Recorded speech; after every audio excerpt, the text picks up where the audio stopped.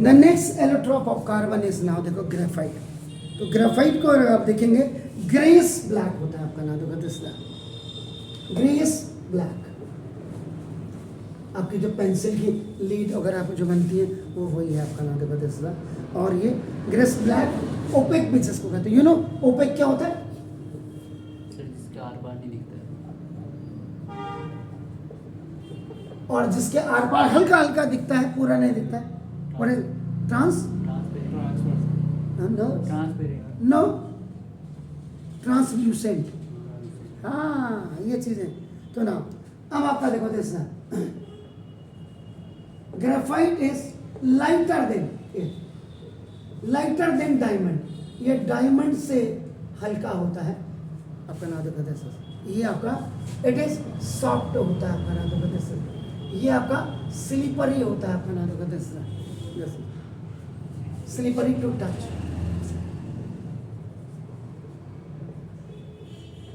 आपका नाम देखो दिस इज आपका नाम। और ये आपका नाम उसका बिल्कुल आपका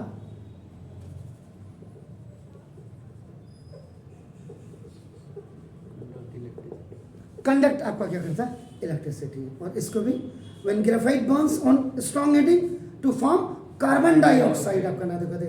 और इफ वही सेम जो डायमंड की थी कि if we burn graphite in oxygen then only carbon dioxide आपका नाम gas is form, nothing is left behind आपका नाम। इसमें भी बिल्कुल वही है सर आपका नाम।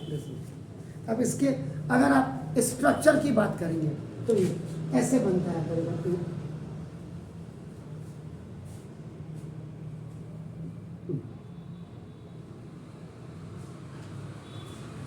ऐसे बनाते हैं साइज। फिर यहाँ से आपका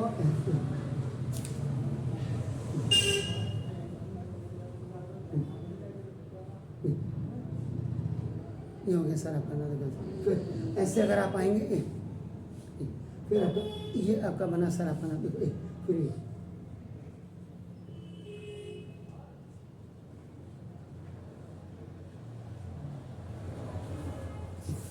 ये ऐसे स्ट्रक्चर आपका इसका बेसिकली रहता है आपका ना बारह। ये इसमें तो सबसे बड़ी बात है ग्रेफाइट क्रिस्टल, ये this graphite crystal now consist of आपका तीसरा सीड्स, ऐसे सीड्स या इनको लेयर्स ऑफ कार्बन एटम्स भी कहते हैं। और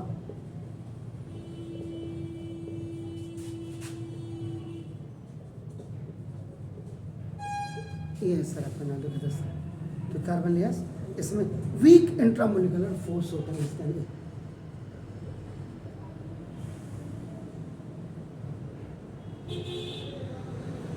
week intramolecular force is between the planar layers of graphite, the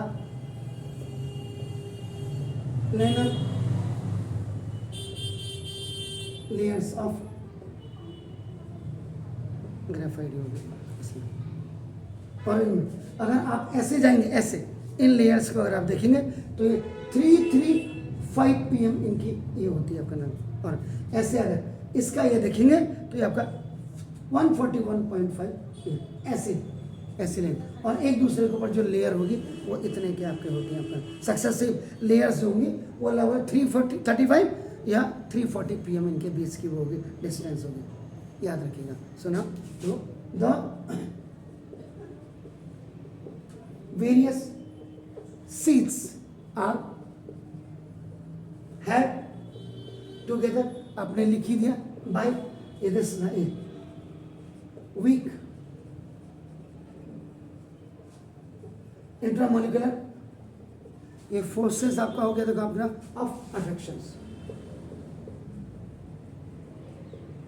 जिसमें वीक होगा तो अपने आप ही टूटेगी। पेंसिल की लीड कैसे आपकी टूट जाती है आपका ना, देखो। And the distance between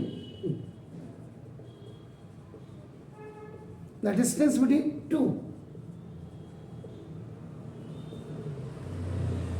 successive layers is 335 to 340 आपका नाम। आप ये लिखो या ये लिखो, एक ही बात है आपका नाम।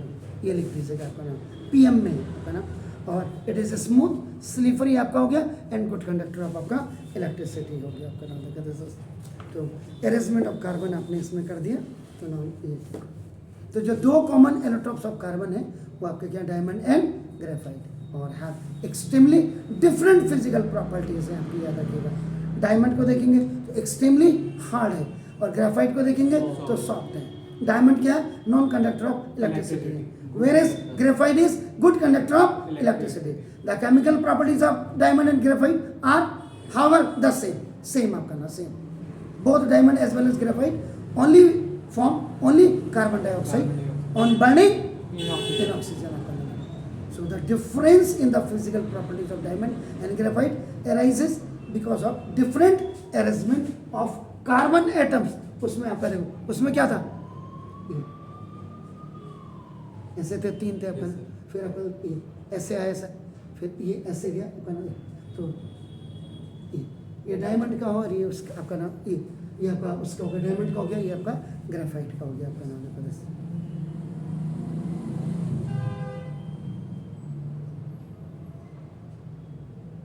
तो इसमें सबसे बड़ी बात एक आपका ना है कि no free electrons in diamond crystal, इसीलिए it does not conduct electricity. कभी कभी ये पूछ सकता है, due to the sheet like structure graphite is comparatively soft substances, और ड्यू टू इस softness the graphite which makes it is useful for, क्या बनाते हैं इससे, ड्राई लुब्रिकेंट्स।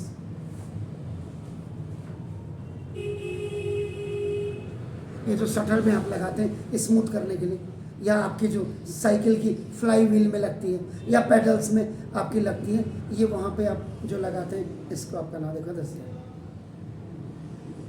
मैकेनिक पार्ट जो होता है, मशीन पार्ट आपके नाम, उसमें इसका यूज़ किया जाता है। तो ना ये चीज़ें आपका थोड़ा सा क्लियर होनी चाहिए। तो ये आपका डायमंड का आपका हो गया, इज इट क्लियर। अब हम आएंगे